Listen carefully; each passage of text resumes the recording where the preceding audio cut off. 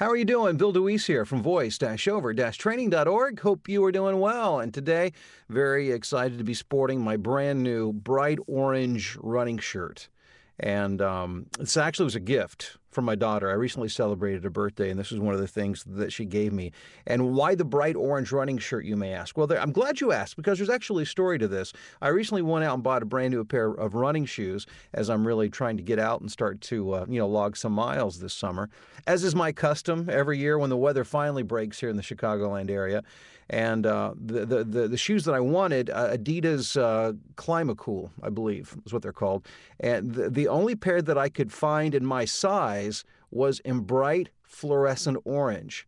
And the worst thing that could happen to a daughter is for her father to be seen out running in clothing that does not match, apparently. So she wanted to make sure that I matched. So she bought me this bright orange shirt to match my bright orange shoes. Believe me, they will see me coming down the road for miles away. And the same holds true for my wife, too. My wife and my daughter have frequently been seen talking to me saying, "Are you really going to wear that outside?" So anyhow, in an effort to color coordinate. Hey, hope you're doing well. And I want to talk about a subject that's very near and dear to my heart, because I am contacted by a lot of people who are in or who have been in radio.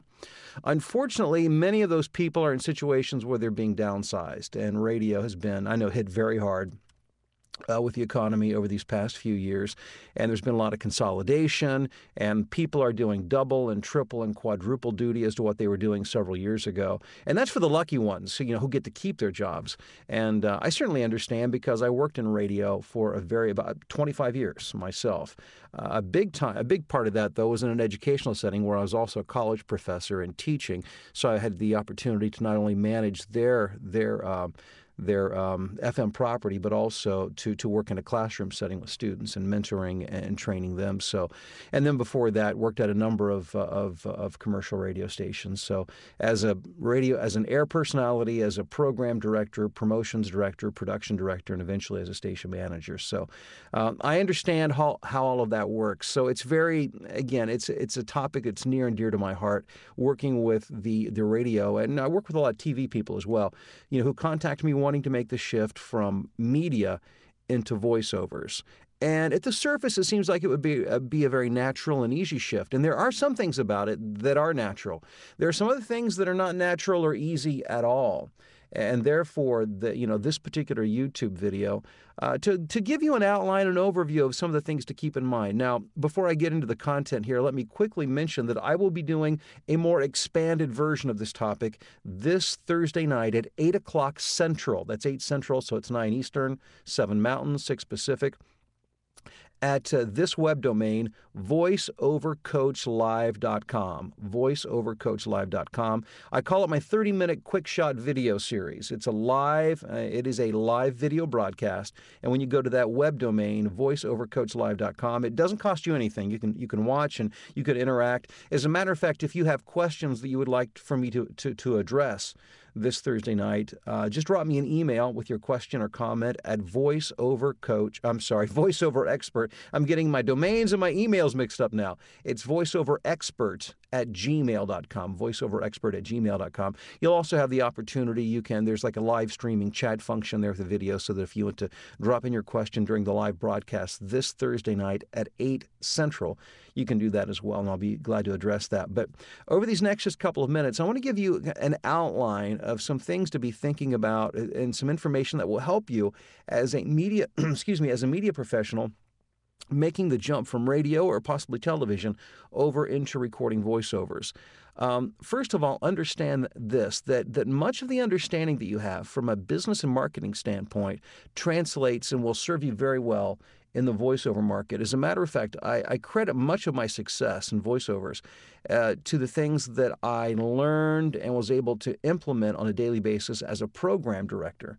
And so if you work as a promotions director and or a program director, your skill set will translate very well in voiceovers. And I was in the positions that most of the radio stations I worked at, I was in a position, and maybe as you find yourself, with limited resources. In other words, I did not have an unlimited marketing budget to market the radio stations that I worked at. So what I did was I learned how to be a street fighter.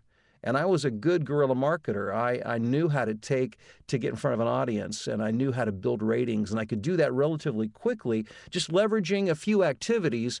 Again, the cost was in elbow grease. It was in manpower. It was in my own blood, sweat, and tears. Much more so than any money that was available, or in this case, not available for a marketing budget. So if you're out there in the trenches on a day-to-day basis, marketing your radio station, your TV station, then you already understand some of the skills that are necessary in building your career as a voiceover talent.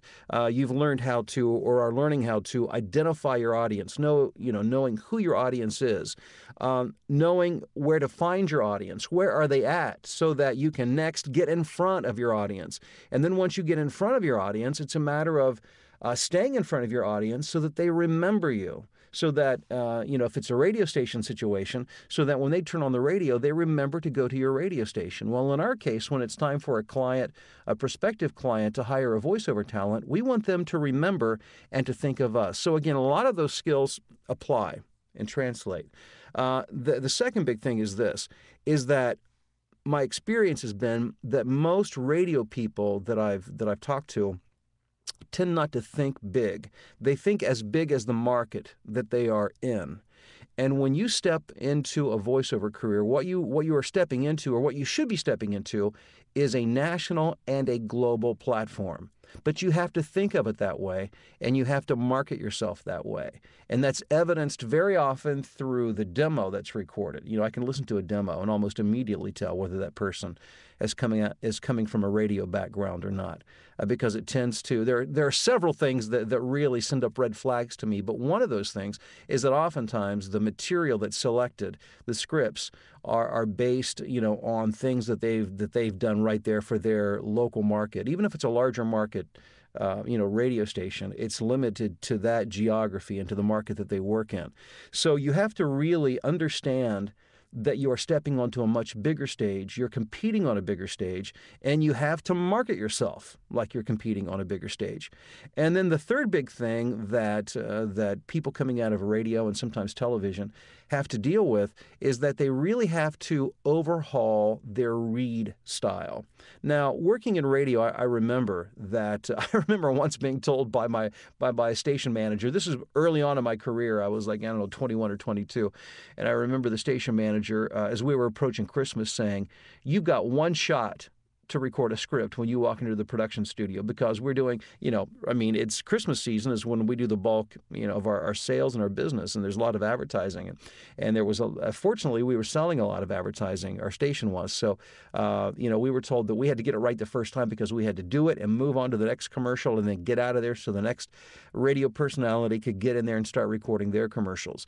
And it's not always that way in a radio setting, but it tends to be a higher volume type of approach where it's just we're knocking them out.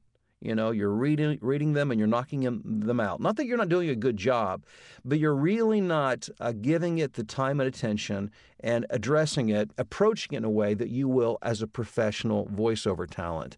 And there are things that you need to be able to do to transition into a more of a natural read as opposed to a media personality / announcer type of read.